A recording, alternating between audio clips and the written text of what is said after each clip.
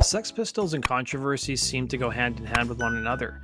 In late 1976, the punk rock band, who was still relatively unknown to most of the public, would appear on British television. Their appearance would result in one of the biggest uproars in British TV history, and that's what we're going to explore in today's video.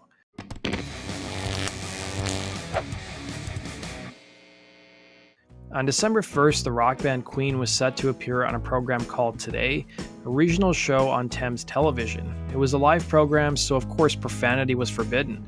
The show would be hosted by a 53-year-old anchor named Bill Grundy, but Queen had to bow out of the appearance after frontman Freddie Mercury developed a toothache. Mercury wasn't a big fan of dentists, but the pain became so unbearable, he booked an appointment, his first one in 15 years.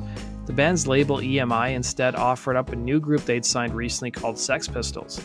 The band had just released their first single, Anarchy, in the UK, and the band was also in rehearsals for their 1976 Anarchy Tour at the time. Bassist Glen Matlock would recall how the interview nearly never happened, according to faroutmagazine, saying, "We very nearly didn't do it. The big limousine turned up outside this place. Being the punk rockers we're not getting in that thing." Then the phone call came through from McLaren, the band's manager, saying, "If you don't do it, your wages will be stopped this week." We were all in the car like a shot, he'd say. While the punk scene in the UK was getting a lot of coverage in the music press, the mainstream media hadn't really been paying attention yet. The interview couldn't have come at a better time.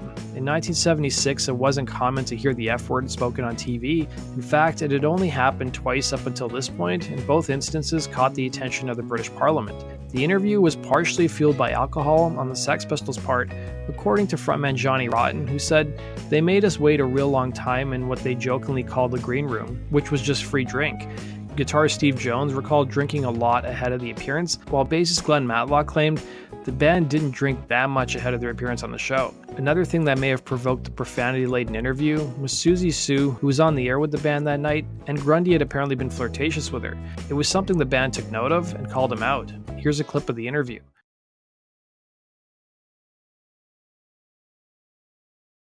Studio producer Mike Housko would recall the incident in 1992, saying, "They were only allotted 90 seconds, and I thought, well, not much can go wrong." But the program's researcher, Christine Whitehead, had warned Mike in advance that they might say the F word.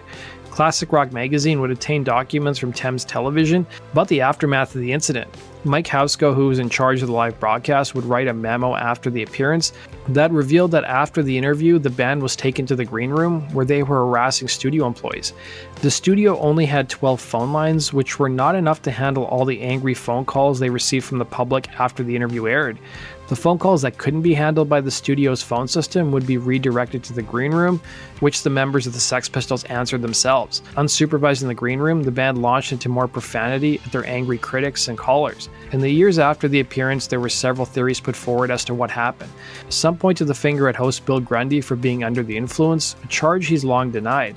The internal documents that Classic Rock uncovered made no mention of this, and others claimed the whole thing was planned to boost the band's profile, as Thames Television was partially owned by EMI. Even though the Today program was limited to just London and the surrounding areas, the interview made national headlines. The tabloids had a field day with the Daily Mirror writing on their front page, "The Filth and the Fury," with politicians weaponizing the incident and vowing not to let the group perform for young fans in their cities. Of course, any publicity is good publicity. The band's manager Malcolm McLaren would write in 2007, "I knew the moment that the autocue lady threw up her hands in her bag, her makeup cascading through the air, that we had smashed the deception. It was live TV and the Sex Pistols were front page."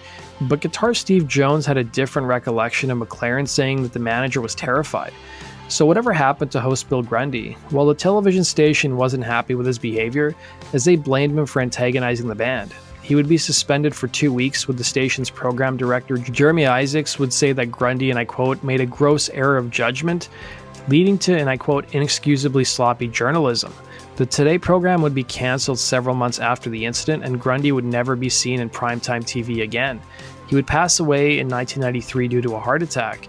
In 2008, a survey showed that the Grundy interview with the Sex Pistols was the most requested clip in UK television history. That does it for today's video, guys. Thanks for watching. Be sure to like button and subscribe, and we'll see you again on Rock and Roll Stories. Take care.